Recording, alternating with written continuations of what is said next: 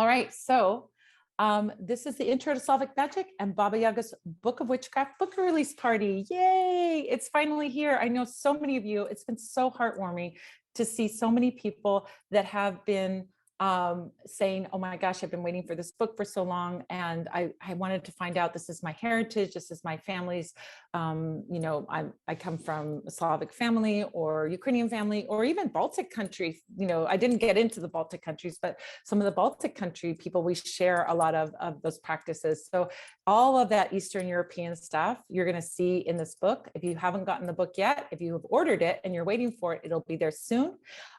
Some of you have already ordered early and gotten yours, and that's very exciting too. So it's a big celebration, and I'm so happy to be celebrating with you. If you don't know who I am, and you probably do know who I am if you are here and you're participating, you wouldn't have gotten to this point if I was a stranger. So I am an author. My book, of course, my new baby that we have right now is Baba Yaga's Book of Witchcraft. We're so happy about this book coming out. I have another book called The Book of Candle Magic, which came out a couple of years ago. That is a book about doing candle spells.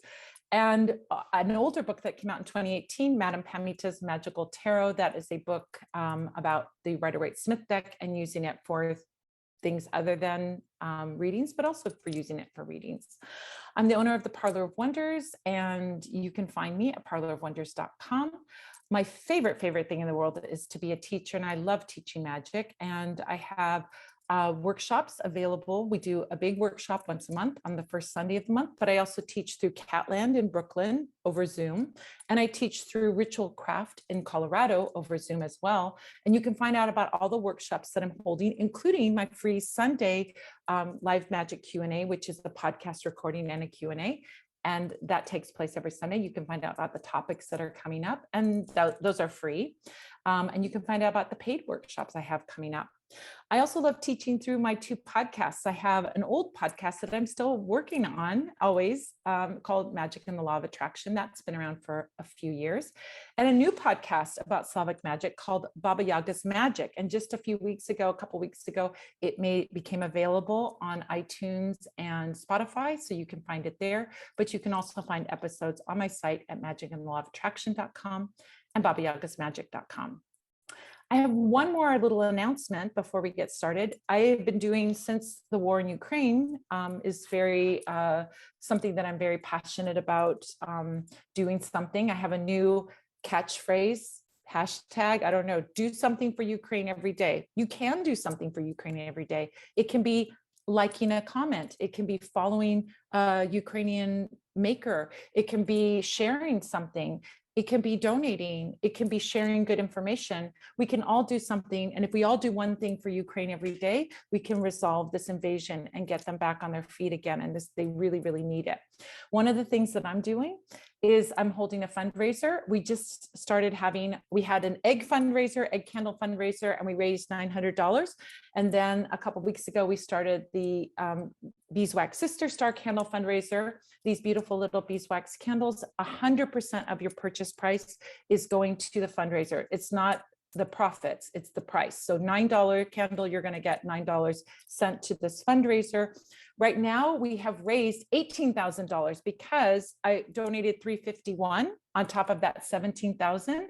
And with that $351, that puts us over, I think it puts us over 18,000, but I accidentally put the 351 in the general fund and not in my fundraiser. So you guys raised $351 for this by buying that candle. So if you want to find that candle, you can find that at Parlour of Wonders. Just type in Sister Star and it will pop up in the search, and you can purchase them. Have a beautiful beeswax little cute star candle, and 100% of your purchase price is going to this Ukrainian crisis relief fundraiser, which is through Global Giving, a very highly rated organization that helps Ukrainian aid organizations. And you can even go to their site, Global Giving, and find out exactly where your money is going, or you can even designate which of those particular fundraisers you'd like to do. So it's a very good site and a very good organization with very highly rated. If you want to go to the fundraiser itself, I made a little link, ukrainianwitch.com, goes straight to the fundraiser, and you can donate straight away. If you don't want to purchase a candle, that's fine. Here's what you're going to learn in this workshop. We're going to be doing the workshop first, and then we're going to be talking in the workshop about Slavic lands, which are the Slavic countries, right? Special practices from each of the countries. We're going to talk about Slavic deities and spirits. We're going to be talking about Slavic nature magic, ancestor worship, and magic charms. These are all beautiful things that are unique to Slavic magic, but you are going to see how they're different and similar to other practices around the world. After our workshop, we're going to have our Q&A party, and I sort of explained that already. We're going to have that, and then we're going to be doing giveaways, so it's going to be really fun. So again, if you have questions, go ahead and put them in chat now, and I'll take them in that Q&A time. All right, so let's talk about the Slavic lands. Which are the Slavic countries? Well, I put them in alphabetical order. We've got Belarus, Bosnia and Herzegovina, Bulgaria, Croatia, Czech Republic, Macedonia, Montenegro, which is a little tiny country in that former Yugoslavia, Poland, Russia, Serbia, Slovakia, Slovenia, and Ukraine. These are all the Slavic countries. And each of these countries has, of course, old folk magic practices, and we find similarities going across them. So the things that we talk about in my book, if you are from one of these other countries, well, when I've talked about Slavic magic, I've had some of the people that are listening or following or in the workshop go, I'm from Macedonia and we do that too, or I'm from Serbia and we do that, or we do something really similar in Bulgaria. And it's true, there are a lot of similarities in the practices, but they're a little bit different. So I give a good, oh, and of course we have all the diaspora Slavic people that like Katie Carpets and me and Crystalline, who have come from Ukrainians. So the three of us are Ukrainian, and we come from, our families come from Ukraine, but had to leave under circumstances very similar to what we're seeing in Ukraine right now. So there are Slavic people all over the world, and they have beautiful, beautiful practices, and we're going to learn about some of those today. So, all right. So let me make sure. Did I hit the record button? Yes, we did. Okay, I wanted to make sure. All right. So in Slavic magic, we see similarities and differences. This is the beautiful thing. So here's an example of that. So we have some universal things, but each country has its own particular flavor of that magic. Here's an example of this. These are pysanky, what we in Ukraine call pysanky. Pysanky are decorated eggs that are made at springtime, were originally pagan and made at springtime, but then got incorporated into Easter practices once Christianity came in. On the left, you see some very classic, very old style Ukrainian pysanky. In the middle, we have Polish pysanky, and on the right, we have Croatian pysanky. Now, these decorated eggs, we can see that connection of the decoration on these special eggs with these special symbols and designs on them, but you can see how they have their own unique style. And that is really a hallmark of what I would say Slavic magic is. We have these practices that we can see that they're related, but each country, each region, even in each country, will have a different flavor of that same practice. And that's what makes it beautiful. So even if you are looking at Slavic magic, let's say from Bulgaria, and you look at my book, Baba Yaga's Book of Witchcraft, you might not see those exact practices, but you'll see similar practices and you'll see correspondences between them. So let's jump into each country and look at these practices that have these very special flavors, but that have correspondences all across all the Slavic lands. This is going to be fun. All right, the first one I want to talk about is Belarus. So now I'm only touching on one practice because I can't get into the whole thing. We'd be here for 2 weeks if I did that. We're going to talk about one practice in each country. So the one I wanted to talk about in Belarus are the grandmother whisperers. So grandmother whisperers actually show up in Ukraine, they show up in Poland, and they do show up in Belarus as well. Grandmother whisperers are elder healer women in the community, and they do healing practices for people who have trauma or people who have disease or illness, and they do incantations. So The whispering healing is very ritualized, and they say special words and special prayers and incantations, and they whisper them. They say this rhymed text, often it's rhymed and it's memorized, and they say it sometimes in one breath. They say a whole poem in one breath in a barely audible whisper. Sometimes they read words about the patient that they're treating, or they may say it, the words over the water, and then they may say it to the water and have the patient drink that blessed water, or they might wash their face with that water, or put the water on a place that they're having an injury or an illness. They have a ritual of having these whispering healings only on certain days for men and certain days for women, and they never do the whispering on Sundays or holidays. It's only during the week. The healers treat diseases, infections, and all of those things, but they're more concerned with spiritual healing. So they can cast out evil spirits, they can do remove evil eye or curses, and they can heal trauma also for people.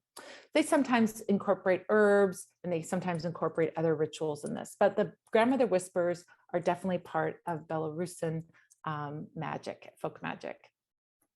Let's look, and this is a beautiful grandmother whisper here at her cross that's decorated like a goddess, you know, with all those cloths. And here she's using an egg. Someone is using an egg and a wing for their magic there as well. Beautiful photographs that were taken of these healers that are carrying all this wisdom and knowledge. Let's talk about folk magic in Bosnia and Herzegovina. The name Bosnia comes from the word Bosana, which means water. And in Bosnia, there is beautiful, beautiful natural water, and water is really important in Bosnian folk magic. There are springs, there are rivers, there are beautiful lakes and waterfalls and streams, and these places are considered holy places. The worshiping of water is one of the manifestations of the goddess for Bosnian pagans, and it's well reflected in some of the practices that they have even today. There is a beautiful holiday that precedes a holiday called, I'm going to, forgive me for, I barely speak Ukrainian, and I really am going to mingle every other language, so just be prepared for that. This is Hidirlez holiday, and this year that holiday takes place on May 5th. And the Tuesday before that holiday is called Boni Tuesday, Boni Utorak, and it's devoted to using water to treat the sick.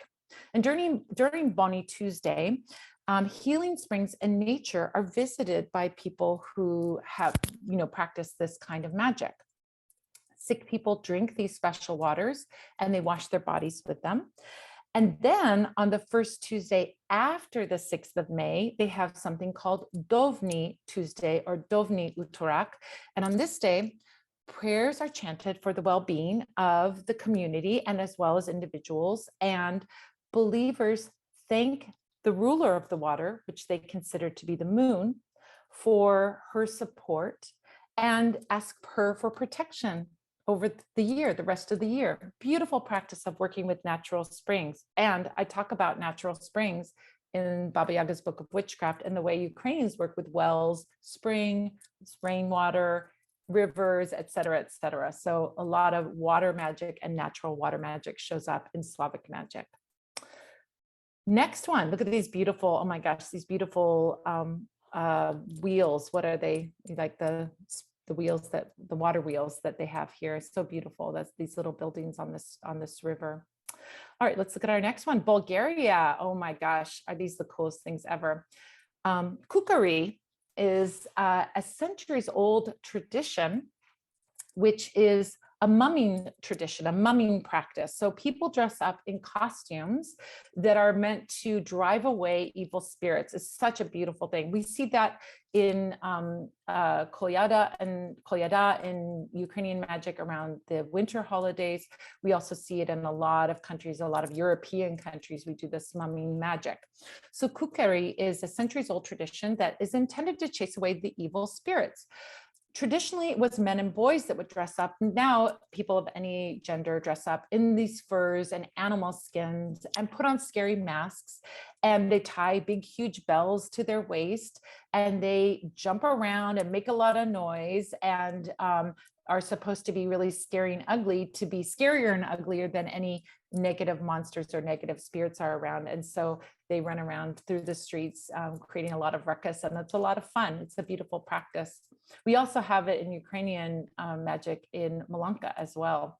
It's another time that we do the dress up thing. It's such a beautiful practice, and that's in the winter time as well. All right, so now let's move on to Croatia. In Croatia, I want to share about the vila, which are the fairies. Croatian fairies, we see vila showing up and vili showing up in Poland and a lot of Slavic countries. Croatian fairies, however, have some unique qualities to them.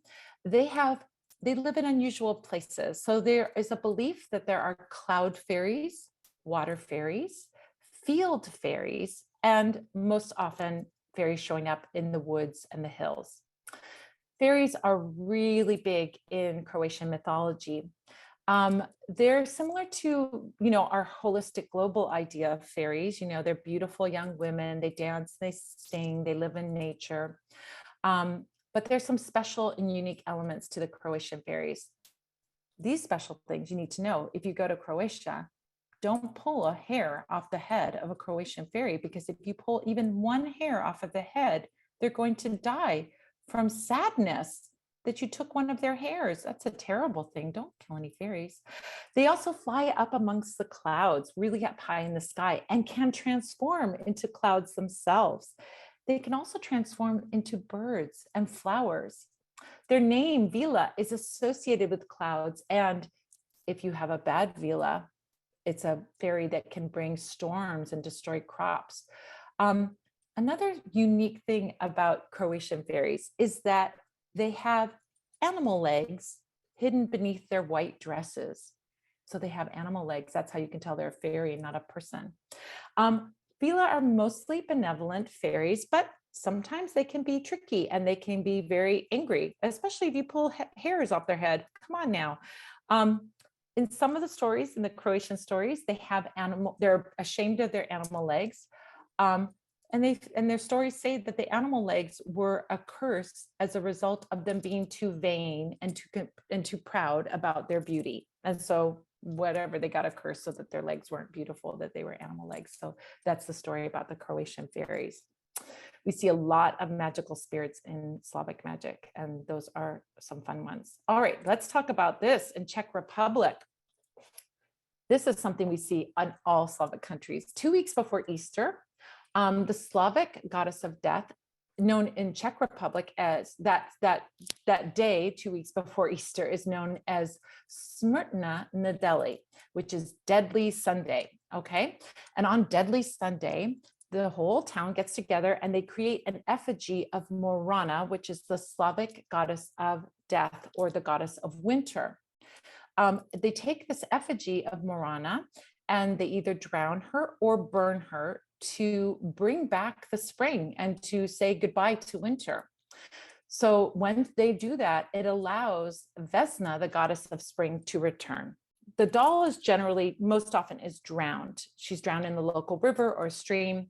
But if you live in an area that doesn't have a stream or river, they take the effigy and they burn it. So village girls singing folk songs, as we see in this, it looks like there's boys and girls in that parade. They carry these effigies, evergreen twigs, and they parade with the effigy to the river or the stream where they're going to drown it, or to the place that they're going to burn it. Sometimes they throw her from the bridge into the water or from a high rock into the water. And they look at Morana after she's in the water. Oh, they don't want to look at her after she's in the water, because if you look at her after she's in the water, it can create an epidemic or a bad harvest or some kind of misfortune. So they throw her in and they don't turn their back and don't look at her anymore.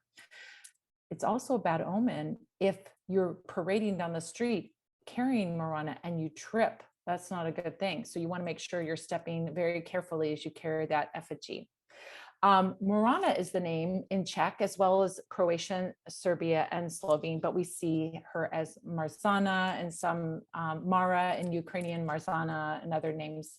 She shows up in all Slavic countries. So we see this practice, this springtime welcoming practice of destroying winter. And these are some beautiful effigies from Czech Republic. Let's talk about Macedonia. Oh my gosh. Well, Macedonia, one of the practices there talks about working with liminal spaces, which is another universal Slavic practice. So the witchcraft, which is connected to the supernatural world in Macedonia, usually occurs at night or at dusk or dawn.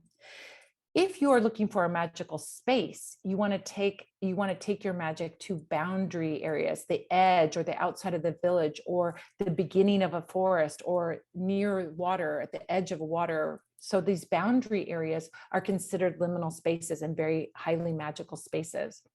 So in Macedonia, if you don't want to do magic or you want to avoid magic, you don't want to find yourself in one of these liminal spaces at the wrong time of day, because these supernatural spirits could get a hold of you. This is the belief in Macedonia that demonic beings such as the Samodivi, which are very beautiful women that we see on the left with long hair and just in long white shirts, or the I'm going to pronounce this terribly. Narchnisi are three fairy sisters who are like the fates, who appear next to a newborn child, which is a liminal time, they're newly born, and predict the child's fate. We also find vampires, ghosts, and demonic personifications of illness showing up in this space. So it could be something good, it could be something bad. So you always want to have protection when you're moving through liminal space in Macedonia and throughout Slavic countries. In Montenegro, there's a special practice of the dragon man. The dragon man in the Macedonian tradition is kind of what we would call a shamanic figure. He was a man believed to have an inborn supernatural ability to protect their estate, village, or region against destructive weather conditions like storms, hail, rains. And these men could leave their bodies in their sleep to fight with demonic beings who were bringing this bad weather. And when they defeated the demon and they took away the storm clouds, they would return to their bodies and wake up really tired because they'd been working all while they were sleeping. The dragon men would also fight with female demons called Allah, which brought hail clouds over fields to destroy crops and consume the fertility of the fields. So two historical people who were believed to have been dragon men were Marko Miljanov, and who's on the left, and Petar Petrovic Njegos, who was the Prince Bishop of Montenegro in the 1700s, late 1700s, early 1800s. So those are two famous dragon men. And we see the concept of this weather working showing up in Slavic magic at all Slavic countries. In Poland, we have folk magic called, okay, here we go with the words. Zamawini Chorobi is a folk healing and magical practice which consists of pronouncing incantations or spells referring to higher forces to overcome disease. The most important element of the incantation is the right formula, because it's believed these words are powerful. These again are whisperers, often whisperers whispering. Incantations are often whispered or sung, and they can remove diseases from the body, from the neighborhood, and they chase it out into the forest. They command or coax those diseases out of the person and send them off on their way. Sometimes they're treated with respect, go to this beautiful place, you're far away from this person and you'll have a good time. Far away, you won't harm anyone anymore. Or sometimes they're commanded to go, right? These peculiar rituals that were done by healers and whisperers are sometimes compared to shamanic practices or witchcraft, but the people that practice this always say that they're doing good work. They're not doing negative work, they're doing healing work. And the healers pray for the health of their patients, whispering and uttering prayers. And they say these prayers, interestingly, in a mix of Polish, Belarusian, and Old Church Slavonic in some cases. And these whispered words, nobody can tell what they're saying. It's kind of like their little magic incantation that nobody else can hear, even the patient getting the treatment. So it's another beautiful practice that we see all across. On the right, what you're seeing in that picture on the right is they're burning flax on top of someone's head with a cloth on top of their head. So that's a way of working to burn away, using fire to burn away the disease. And the woman, the whisperer on the left, she's working, taking that flax apart to do that practice. All right, so in Russia, we have a very kind of unique thing. When in Russia, witches and wizards were very, very prominent in Russian magic. So we usually see women, and traditionally women in many Slavic countries, but in Russia, men were often as equally, or if not more so, the wizards or the spellcasters. Things like personal misfortune, illness, death, crop failure, livestock happen, dying or something like that, was often seen as something that was an act of witchcraft called porcha, which means spoiling. It means the evil eye.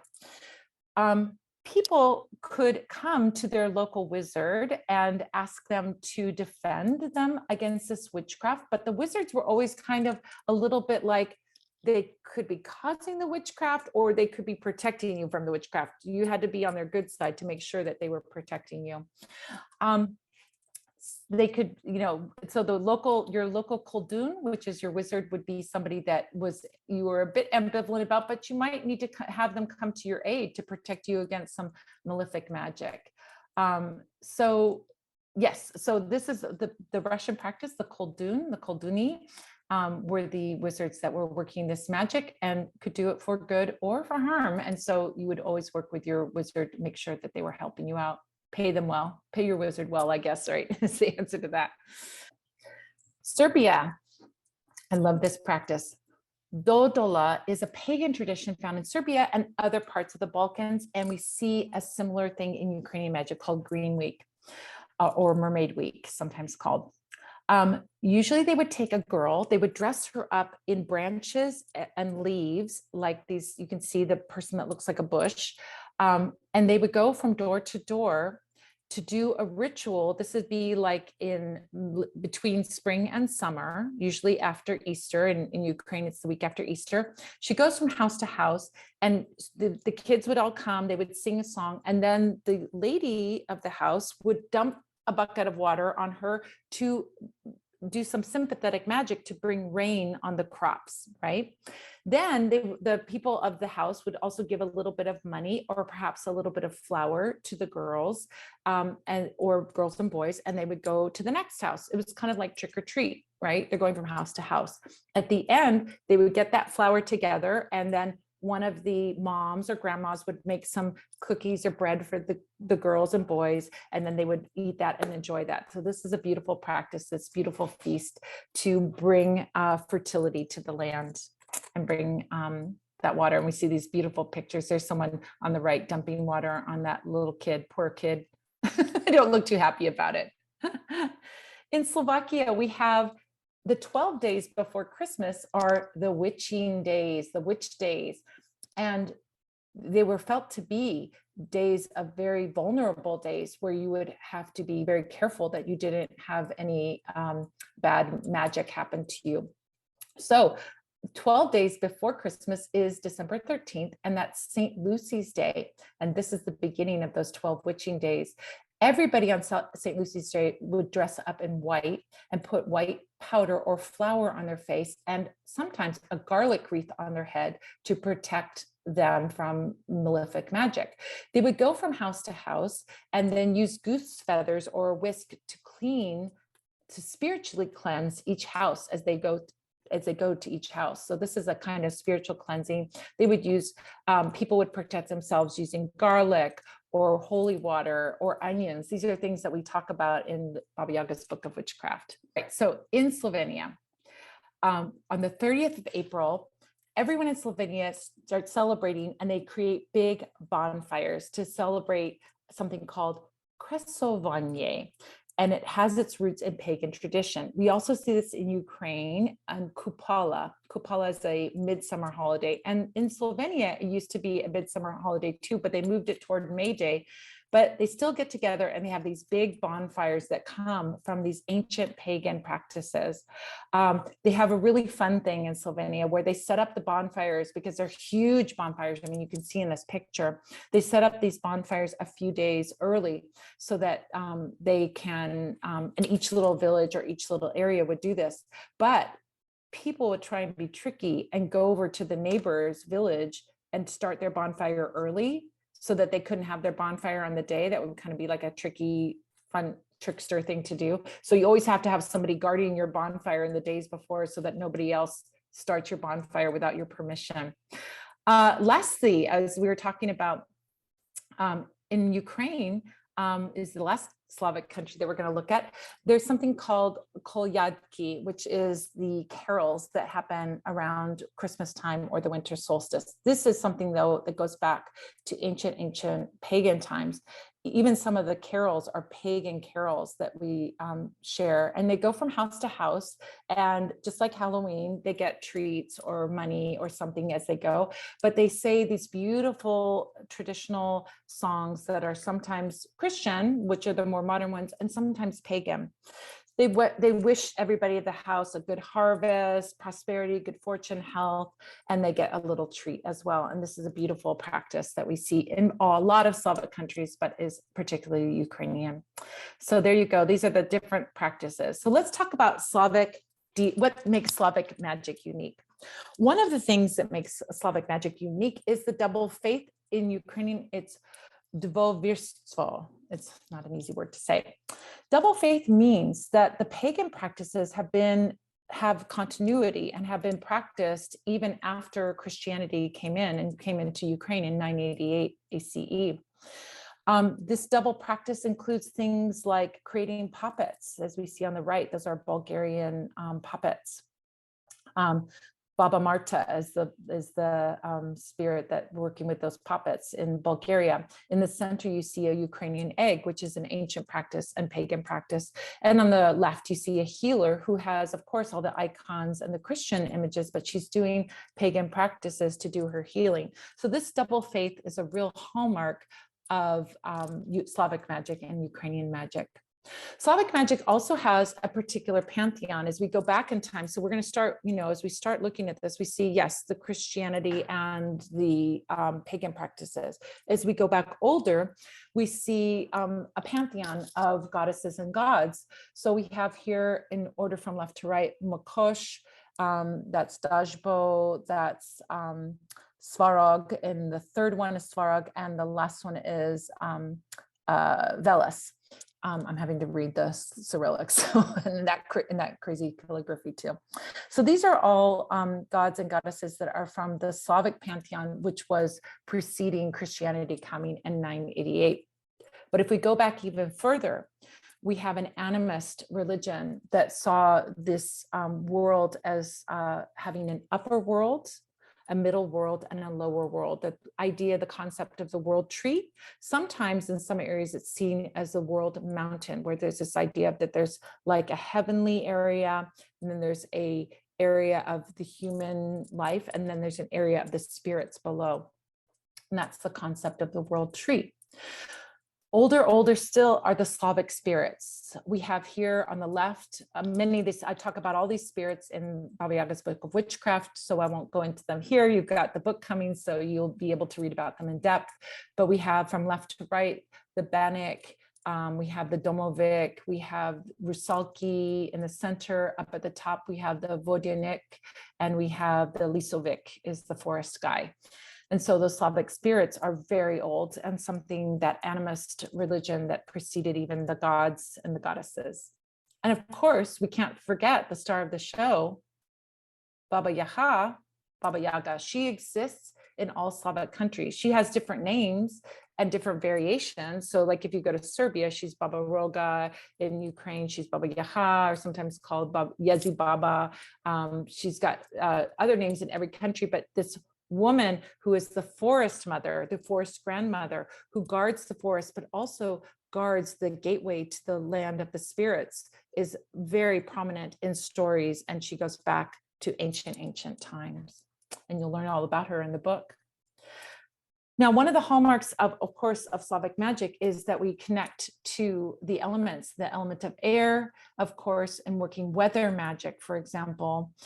We also connect to fire, doing fire magic. On the left, we have people jumping over the fire for Kupala. That's one of the traditions for midsummer, jumping over the fire with your hands held together so that you keep your relationship together. People would make bonfires in Slavic countries. Villages would get together and use whole trees to make living fire by rubbing the tree to the, rubbing it through friction to create this very special living fire that was quite magical. Water, of course, as we saw with Dodola, and as we learn about the spirits of the water and water practices, there's lots of water practices that are in the book that you're going to learn about, including this one on the left of floating wreaths on the water. That's a beautiful practice of divination and making an offering to the Rusalki as well. So water is very, very important in Slavic magic.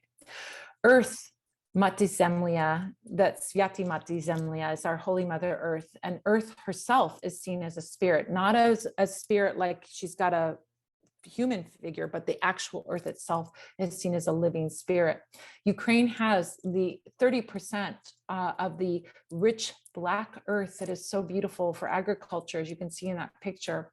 We also worship in caves and on mountains. This is that concept of the mountain having like the world tree or the world mountain, having those levels of, you know, consciousness or levels of spirits working in the mountain areas as well. So mountains, earth, and all of that is seen as very holy.